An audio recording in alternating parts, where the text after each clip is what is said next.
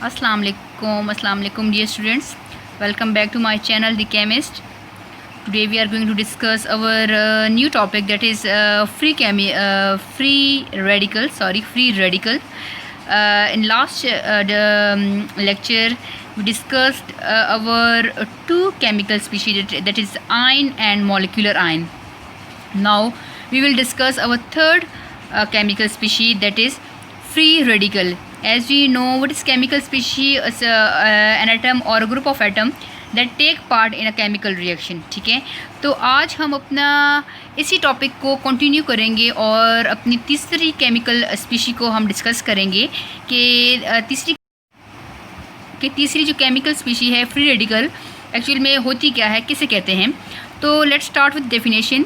Chemical species which have unpaired electron.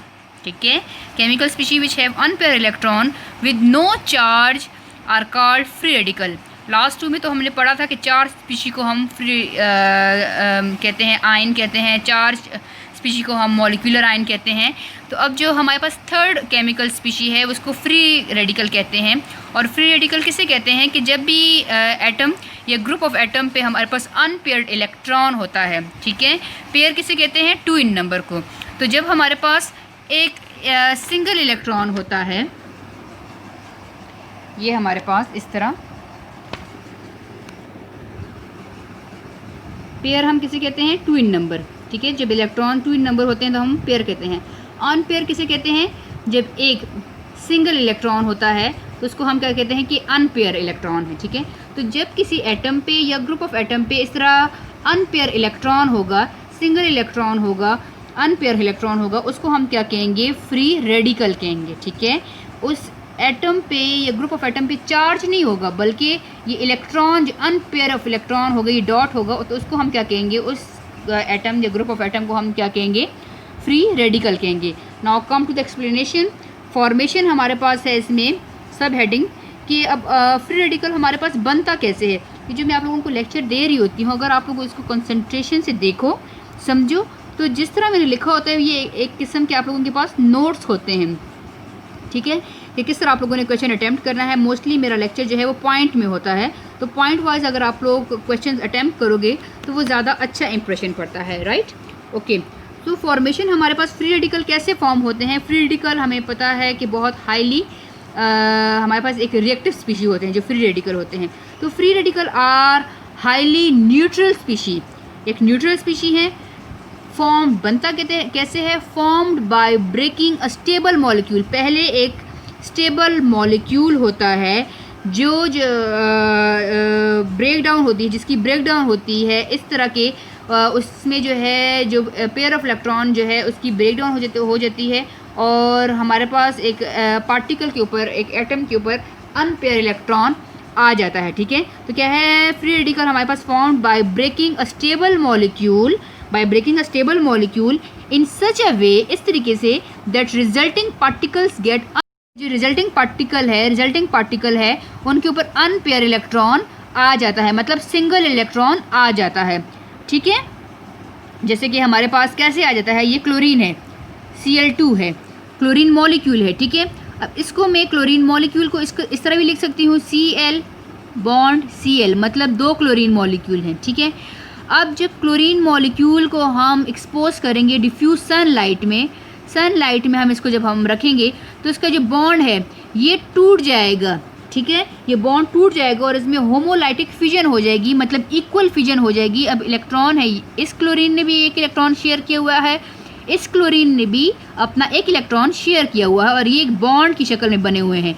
जब sunlight पे हम इसको एक्सपोज करेंगे तो ये बॉन्ड टूटेगा, ये क्लोरीन अपना इलेक्ट्रॉन ले लेगा और ये क्लोरीन अपना इलेक्ट्रॉन ले लेगा. तो ये जो क्लोरीन मॉलिक्यूल है it will be converted into, किस में कन्वर्ट हो जाएंगे? क्लोरीन एटम में. ठीक है, Cl plus Cl but having unpaired electron. इसके ऊपर ये अनपेयर एक इलेक्ट्रॉन आ जाएगा. ये जो पेयर बना हुआ था जिसने आपस में म्यूचुअल शेयरिंग की हुई थी, ये पेयरिंग जो है ये हमारे पास हट के हमारे पास किस में आ जाएगा? ये अनपेयर इलेक्ट्रॉन में कन्वर्ट हो जाएगा और इसको हम क्या कहेंगे? This is highly reactive species and it is called free radical. ये दोनों जो है हमारे पास फ्री रेडिकल बन जाएंगे क्योंकि ये हमारे पास अनस्टेबल हाईली रिएक्टिव स्पीशी बन गया है. ठीक है, ओके, नाउ ये तो हमारे पास फॉर्मेशन होगी कि कैसे क्लोरीन मॉलिक्यूल जो है वो हमारे पास जो है जब सनलाइट पे हम इसको एक्सपोज करते हैं तो ये stable molecule stable molecule will be converted into unstable molecule highly reactive species में कैसे कन्वर्ट होता है। तो इस तरह हमारे पास जो है ये फ्री रेडिकल जो है बन जाते हैं। अब कुछ करेक्टरिस्टिक्स हैं, करेक्टरिस्टिक्स हमारे पास क्या हैं इनके के करेक्टरिस्टिक देखें कि हमें पता है कि point number 1, free radical is highly reactive species, बहुत हाईली रिएक्टिव स्पीशी होती है जो फ्री रेडिकल होती है, ठीक है, क्योंकि अनस्टेबल होती है, एटम को अपनी स्टेबिलिटी गेन करने के लिए वो दूसरे एटम के साथ रिएक्ट करता है, तो वो जाहिर है रिएक्टिव होगा तो वो अपने आप को वो रिएक्शन करेगा और इलेक्ट्रॉन लेगा देगा अपने आप को स्टेबल करने के लिए, तो इसीलिए वो हाईली रिएक्टिव होता है। एक स्टेबल एटम के लास्ट शेल में, बार बार बता रही हूँ, लास्ट शेल में 2 इलेक्ट्रॉन होते हैं या फिर लास्ट शेल में उसके 8 इलेक्ट्रॉन होते हैं। तो अगर तो किसी एटम के लास्ट शेल में या 2 इलेक्ट्रॉन नहीं होते या 8 इलेक्ट्रॉन नहीं होते तो वो अपने उस सिचुएशन को देख के वो या तो इलेक्ट्रॉन गेन करता है या लूज़ करता है फॉर गेट स्टेबिलिटी, ठीक है। तो अगर उसी लिहाज से जब उसके आउटर मोस्ट शेल में ये दोनों केसेस नहीं होते, मीन 8 और 2 इलेक्ट्रॉन नहीं होते, तो वो फिर हाईली रिएक्टिव हो जाता है अपने आप को स्टेबल करने के लिए, ठीक है। अगर तो उसकी आउटर मोस्ट शेल में 1 इलेक्ट्रॉन है तो वो क्या करेगा, अगर उसमें इतनी कैपेबिलिटी होगी तो वो या तो वो 1 इलेक्ट्रॉन ले लेगा और अपने लास्ट शेल में 2 इलेक्ट्रॉन कर लेगा, या फिर वो क्या सिचुएशन के मुताबिक वो क्या करेगा कि वो अपना 1 इलेक्ट्रॉन भी दे देगा, जिसके सेकंड लास्ट शेल है उसमें 8 इलेक्ट्रॉन है, तो उसी के साथ वो स्टेबल हो जाएगा, ठीक है। जैसे NaCl बनता है, ये फिर डिस्कशन जो है दूसरी तरफ जा रही है। तो बस आप लोग यहाँ पे ये देख लो कि जो हमारे पास फ्री रेडिकल होते हैं वो हाईली रिएक्टिव होते हैं, क्योंकि वो अनस्टेबल होते हैं, उनके आउटर मोस्ट शेल में ना तो 2 इलेक्ट्रॉन होते हैं ना 8 इलेक्ट्रॉन होते हैं, तो इस लिहाज से वो अनस्टेबल होते हैं, इसीलिए वो बहुत रिएक्टिव स्पीशी होते हैं। फिर हम यहाँ रिप्रेजेंटेड बाय, यहाँ पे आप लोग हेडिंग भी दे सकते हो, रिप्रेजेंटेड बाय किससे हम रिप्रेजेंट करते हैं ये फ्री रेडिकल को, बाय पुटिंग अ डॉट, उनके ऊपर हम डॉट लगा के, ये हमारे पास मॉलिक्यूल है, इसके ऊपर हम इस तरह डॉट लगाते हैं तो ये हम क्या कर रहे हैं कि ये हमारे पास क्या है, ये फ्री रेडिकल है। तो by putting a dot over it we represent it as a free radical. तो फ्री रेडिकल को किससे रिप्रेजेंट करते हैं, डॉट के साथ, ठीक है। अच्छा, represented by putting a dot over a species, for example जैसे हाइड्रोजन है, तो हाइड्रोजन के ऊपर हमारे पास 1 इलेक्ट्रॉन, ये है क्या नाम है, अनपेयर इलेक्ट्रॉन है। क्लोरीन है, अनपेयर, ये 1 इलेक्ट्रॉन है। ये CH3 है, मिथाइल ग्रुप है, 1 अनपेयर इलेक्ट्रॉन है। इट हैज़ नो चार्ज, अब इनके ऊपर चार्ज नहीं है, इनको हम किससे रिप्रेजेंट करते हैं, डॉट के साथ, तो having no charge. Formed by homolytic fusion, homolytic fusion जो मैंने आपको ऊपर बताई थी कि क्लोरीन की, हमारे पास जो क्लोरीन मॉलिक्यूल बना है इक्वल शेयरिंग ऑफ इलेक्ट्रॉन से बना है। जब उनके बॉन्ड टूटता है तो एक क्लोरीन 1 इलेक्ट्रॉन लेता है, दूसरा क्लोरीन दूसरा इलेक्ट्रॉन लेता है, मतलब इक्वली इलेक्ट्रॉन जो है उनमें चले जाते हैं और इसमें होमोलाइटिक फ्यूजन होती है और ये फिर हमारे पास फ्री रेडिकल में कन्वर्ट हो जाते हैं, ठीक है। हमारे पास अनइक्वल फ्यूजन नहीं होती, बल्कि हमारे पास इक्वल फ्यूजन होती है, होमोलाइटिक फ्यूजन होती है, ठीक है, सेम फ्यूजन होती है। It has unpaired electron, it has unpaired electron, pair में नहीं होता, अनपेयर होता है। जैसे हमारे पास क्लोरीन है, ये क्लोरीन है, तो क्लोरीन के लास्ट शेल में हमारे पास कितने इलेक्ट्रॉन होते हैं, क्लोरीन 6 ग्रुप से है, तो जो एलिमेंट जिस ग्रुप से होगा उसके लास्ट शेल में इतने ही इलेक्ट्रॉन होंगे। क्लोरीन जो है वो 7 ग्रुप से बिलोंग करता है, तो इसके आखिरी शेल में 7 इलेक्ट्रॉन होंगे, 1 2 3 4 5 6 7, ठीक है। तो ये अनपेयर इलेक्ट्रॉन है ना, ये देखिए, ये अनपेयर इलेक्ट्रॉन है। इस क्लोरीन को मैंने उसके सारे इलेक्ट्रॉन शो कर दिए, अनपेयर इलेक्ट्रॉन है, दैट मीन ये हाईली रिएक्टिव है, ठीक है, अनस्टेबल है और ये फ्री रेडिकल है, ठीक है, क्योंकि ये हमारे पास कैसे आया है, पहले क्लोरीन मॉलिक्यूल था, ये फिर इसमें कन्वर्ट हो गया, तो ये दोनों सेम चीज़ें हैं। ये 1, इनके मैंने इलेक्ट्रॉन नहीं शो किए थे, 1 2 3 4 5 6 7, तो ये सारे तो पेयर में हैं, एक इसमें अनपेयर इलेक्ट्रॉन है जिसकी वजह से ये हाईली रिएक्टिव बन गया है और ये फ्री रेडिकल में कन्वर्ट हो गया, ठीक है। अब फॉर्मेशन देखें, फॉर्मेशन हमारे पास क्या है, क्लोरीनेशन ऑफ मीथेन, के हम मीथेन में क्लोरीन को ऐड करेंगे, chlorination mean addition of chlorine in methane, methane में हम क्लोरीन ऐड करेंगे। अगर तो आप लोग ये सारे स्टेप नहीं करते तो आप लोग ये एग्जाम्पल की हेडिंग दो, बस एग्जाम्पल में अगर ये नहीं लिखते, अगर आ गया है कि व्हाट इज़ फ्री रेडिकल, ठीक है, गिव एन एग्जाम्पल, तो आप लोग इस तरह भी देख सकते हो, इस तरह भी देख सकते हो एग्जाम्पल। और अगर बेस्ट ये होगा कि अगर आप एक रिएक्शन सिर्फ लिखते हो तो एग्जाम्पल के बाद सिर्फ ये एक रिएक्शन लिख लो, ये वाला, तो that is more than enough, ठीक है, ठीक है। और अगर उन्होंने कहा है आप लोगों के कोर्स में है, ये क्लोरीनेशन वाला एग्जाम्पल है, और उन्होंने कहा है कि explain with chlorination of methane, तो फिर आप लोग ये सारा कर लो, ठीक है। अगर तो आप लोगों के पास सिर्फ शॉर्ट क्वेश्चन में आया है फ्री रेडिकल बताएं कि विद एग्जांपल, तो आप लोग इस तरह एग्जांपल ये भी शो कर सकते हो और एक क्लोरीन को इस तरह भी आप लोग बता सकते हो, ठीक है। तो आसान में मैंने बता दिया। एग्जांपल देख लें, क्लोरीनेशन ऑफ मीथेन हमारे पास कैसे होगा समझने के लिए करें कि फर्स्ट स्टेप में हमारे पास क्या है, क्लोरीन जो है हमारे पास फर्स्ट स्टेप में formation of chlorine free radical होगा। पहले हमारे पास स्टेप में क्या होगा कि formation of chlorine free radical, chlorine free radical में कन्वर्ट होगा, फॉर्म होगा। कैसे, क्लोरीन मॉलिक्यूल था इस तरह, ये Cl, Cl का क्या मतलब है, एक मिनट, के क्लोरीन Cl2, इसका क्या मतलब है, ये दोनों सेम है। क्लोरीन Cl2 जो है, इसको जब हमने डिफ्यूज सनलाइट में एक्सपोज किया तो हमारे पास ये क्या बन गया, क्लोरीन फ्री रेडिकल में कन्वर्ट हो गया, ठीक है। क्लोरीन फ्री रेडिकल में ये कन्वर्ट हो गया। तो क्या है, फर्स्ट स्टेप हमारे पास क्या है, formation of chlorine free radical के, क्लोरीन का स्टेबल मॉलिक्यूल था, उसको जब हमने सनलाइट में, तो ये क्लोरीन फ्री रेडिकल बन गया। स्टेप नंबर 2 हमारे पास क्या है कि chlorine free radical react with methane, ये क्लोरीन फ्री रेडिकल जो है ये मीथेन CH4 के साथ रिएक्ट करेगा। तो जब मीथेन, ये मैंने ओपन स्ट्रक्चर बना दिया मीथेन का, जब ये मीथेन के साथ रिएक्ट करेगा तो ये कार्बन और हाइड्रोजन का बॉन्ड जो है वो टूटेगा। कार्बन ने इलेक्ट्रॉन जो है हाइड्रोजन के को जो है इसके साथ शेयर किया हुआ है, तो ये जब बॉन्ड टूटेगा, क्योंकि ये हाईली रिएक्टिव है, ये ज़्यादा पावरफुल है, ये हाइड्रोजन को अपनी तरफ खींचेगा, तो कार्बन तो अपना इलेक्ट्रॉन ले लेगा, हाइड्रोजन अपना इलेक्ट्रॉन लेके इस क्लोरीन के पास चला जाएगा।